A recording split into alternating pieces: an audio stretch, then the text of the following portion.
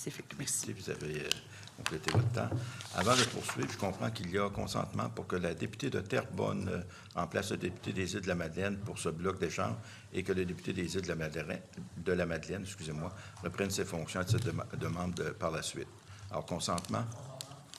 Alors, je vais céder. Je vous cède la parole, Madame la députée de Terrebonne.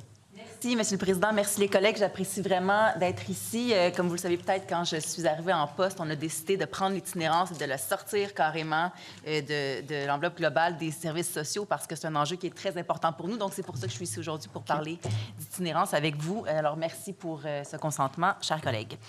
En novembre dernier, il y a eu les États généraux sur l'itinérance. Tout le milieu communautaire était là, les municipalités, tous les paliers de gouvernement, tous les acteurs vraiment qui sont concernés. Puis de cet événement-là est née la déclaration commune. Donc, avec les partis d'opposition et le RSCQ, on participe à un comité de suivi pour amener cette déclaration-là à l'Assemblée nationale. Le gouvernement a décidé de sortir de ce groupe. Pourquoi? La sortie du groupe de la déclaration commune? Oui, la sortie du groupe de la déclaration commune. Moi, je sais que ma présentation à l'Union à ce regroupement-là a été très bien reçue. Maintenant, je vais m'informer de la décision qui a été prise, là. Okay, parce que c'est un groupe qui continue à se rassembler pour vraiment faire avancer cette déclaration-là. Donc, j'étais juste curieuse de savoir... Est-ce que c'est le ministère de la Santé qui est représenté à cette table-là? Mais c'est un groupe de suivi où tous les partis sont représentés, tout simplement.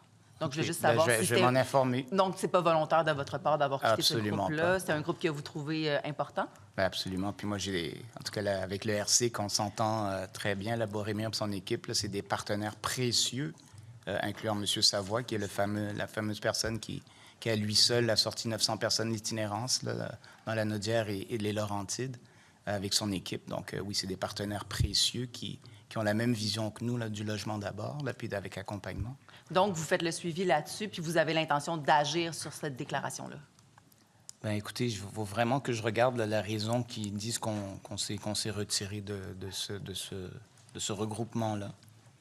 Mais avec les derniers détails que vous aviez, donc des relations que vous aviez eues et des contacts que vous aviez eus avec eux, vous avez l'intention de prendre ces recommandations-là et cette déclaration-là au sérieux et d'agir sur cette déclaration-là? Bien, sur les points qui me concernent, absolument, on va continuer à les appuyer.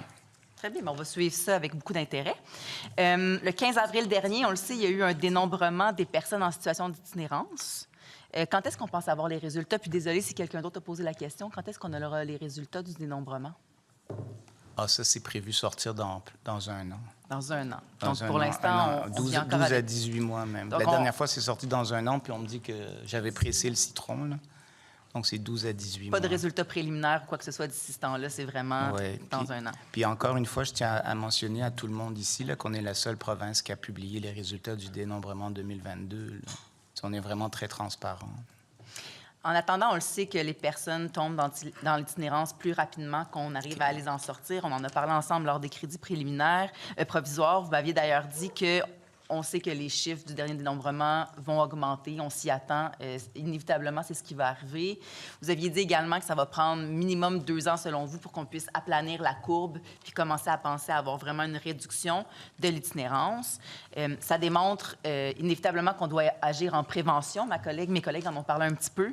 Pourtant, dans votre réforme de l'aide sociale, il n'y a aucune prestation qui a été augmentée. Vous n'agissez pas non plus sur le contrôle des loyers, donc ce fameux registre des loyers qu'on demande aux partis d'opposition ici, vous n'agissez pas là-dessus, considérant qu'une des premières causes, sinon la première cause de l'itinérance, c'est la perte du logement dans la crise qu'on vit actuellement. Qu'est-ce que vous faites, en fait, pour agir en prévention là-dessus? Bien, on a mis un premier programme sur pied qui est la sortie carcérale, parce qu'auparavant, toute la réaffiliation après la sortie carcérale se faisait le jour du départ, et souvent les prisonniers étaient renvoyés vers des refuges. Maintenant, on s'assure de les réaffilier en amont et de les envoyer dans des ressources autres que les refuges. On vient de parler de la sortie des centres jeunesse, qui va être un gros élément. Puis on travaille sur une solution pour la perte du logement. On veut s'arrimer avec le tribunal administratif du logement et voir comment on peut prévenir ces pertes de logement-là. Et je pense qu'il y a une mesure où on peut intervenir en amont et s'assurer que les gens ne perdent pas leur logement Puis moi, je suis tout à fait d'accord avec vous là, que c'est dans la prévention qu'on va gagner. Et il faut s'assurer que les gens puissent être aidés avant de perdre leur logement. Et en général, le signalement au tribunal administratif du logement est fait bien avant la perte du logement. Donc, on veut s'assurer de faire des liens là et améliorer la situation. Ça devrait sortir bientôt, ça. OK. Est-ce qu'il y a une date ou... Non, il n'y a pas de date. Vous ne savez pas quand. OK. Je suis tout à fait d'accord avec vous que le logement, c'est le nerf de la guerre. Là, évidemment, je pense qu'on ne peut pas être contre la vertu. Cela dit, on ne voit pas une grande augmentation, une augmentation significative là, dans votre budget 2025 de l'enveloppe accordée au logement. Comment vous expliquez ça? Puis comment on va faire si on voit que ça devrait s'accélérer au niveau du logement? Ben, moi, je ne suis pas tributaire là, du budget du ministère de l'Habitation, là. Mais c'est clair que nous, on fait tous les efforts possibles pour augmenter l'offre en logement. Je pense que 2026, la ministre de l'Habitation le répète souvent, ça va être l'année où il va y avoir le plus de logements qui vont sortir dans les différentes régions du Québec. Puis nous, on va profiter de cette hausse de l'offre de logement, incluant du logement abordable, pour leur permettre de rentrer dans des logements avec des soutiens, avec des PSL, avec de l'accompagnement en logement. Donc, c'est comme ça qu'on va agir par rapport à l'offre en logement.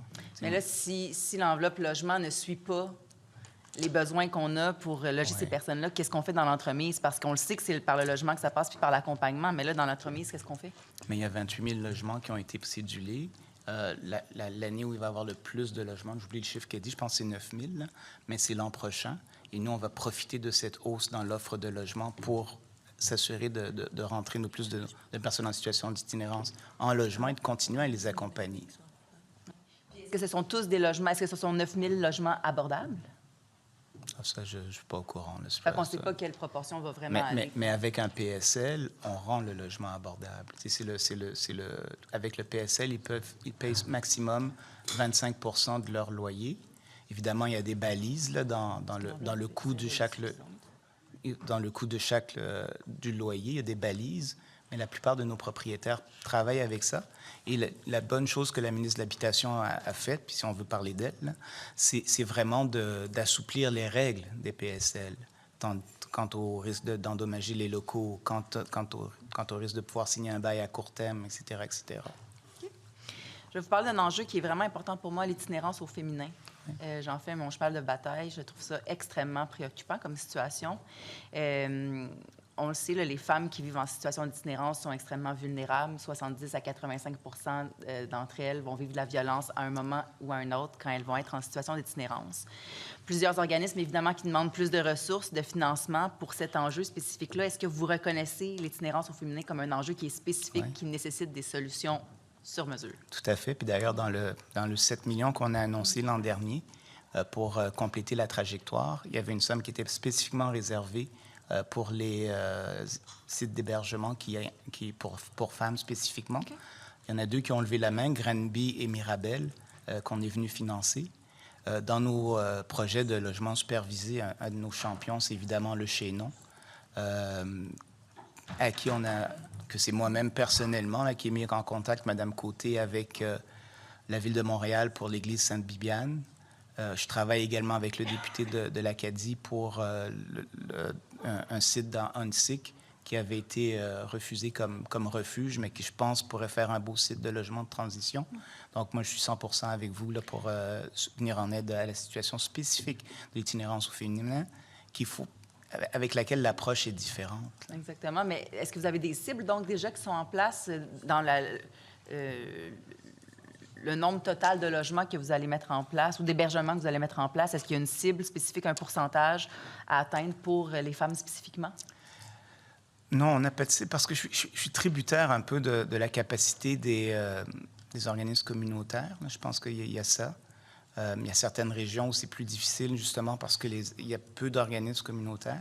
Je pense que les organismes communautaires en itinérance ont dû faire toute une adaptation là, pour devenir également porteurs de dossiers d'hébergement, puis les dossiers de la fac et tout ça. Là. Puis mon équipe est rendue spécialisée en accompagnement d'organismes communautaires. Donc, je pense que je n'ai pas de cible précise, mais jusqu'à présent, là, tous les projets qui lèvent la main, nous, on est présents. On l'a dit, les femmes vivent l'itinérance de manière beaucoup plus cachée. Souvent, elles se retrouvent en situation d'itinérance avec leurs enfants aussi, donc pour se protéger l'intégrité de leurs enfants, errent de sofa en sofa chez des connaissances, vont vivre dans leur voiture, par exemple. Est-ce que vous avez déjà commencé une réflexion ou à poser des actions pour trouver une meilleure façon de dénombrer ces femmes-là et d'avoir plus de données les concernant? Non, on n'est pas encore rendu là. On travaille vraiment sur l'itinérance visible. Comme vous avez dit, le but, c'est d'aplatir la courbe. Puis, tu sais, je le répète, en Finlande, le pic, c'était 18 000 en 1987, puis ils ont renversé la courbe en 2000, puis le 4 000 qu'ils appellent l'itinérance zéro, c'est en 2022. Là. C'est un long processus. Travaillons ensemble. Moi, je prends toutes les idées. Si vous avez des bonnes idées, partagez-les-moi. Mais on est vraiment... On a changé la façon dont on prend en charge l'itinérance au Québec. Avant, c'était juste des mesures hivernales.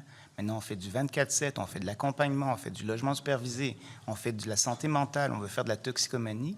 Et je pense qu'il faut continuer à innover pour améliorer les choses. Mais améliorant l'itinérance visible, ensuite, on ira dans le plus complexe. Est-ce que c'est sur votre radar à moyen ou long terme quand sûr. même de mettre en place un mécanisme qui va nous permettre de reconnaître ces femmes-là, qui va nous permettre d'aller vers elles, parce qu'on sait qu'elles ne viendront pas vers nous tant qu'on n'aura pas des solutions adaptées à elles. Donc, c'est un peu le fou la poule. Mais c'est sur votre radar, puis vous vous engagez à avancer dans ces réflexions-là, puis à agir sur l'itinérance invisible des femmes. Nous, on est une des plus grandes thèmes de nos travaux actuellement, c'est la prévention de l'itinérance, que ce soit cachée ou visible. Très bien. On en a parlé un petit peu, là, le manque de place dans les hébergements pour femmes. 21 février 2025, il y a un article dans le Journal de Montréal qui titrait « L'itinérance en hausse exponentielle chez les femmes à Québec ». Ma collègue en a parlé un peu, mais en 2024, ce sont pas moins de 5 551 demandes que les intervenantes de l'organisme ont dû refuser en hébergement d'urgence, faute de place dans les installations. Et ce chiffre a plus que doublé en 5 ans. Le YMCA nous disait que c'était 16 demandes par jour qu'elle devait maintenant refuser. Il y a plusieurs régions comme Lanaudière, Laval, Saguenay, Chaudière-Appalaches, Laurentides, Bas-Saint-Laurent qui ont peu ou pas d'hébergement réservé aux femmes. Vous en avez parlé un petit peu tout à l'heure. Là, vous avez dit Granby, puis une autre ville dont j'oublie. Mirabel. Mirabel, merci.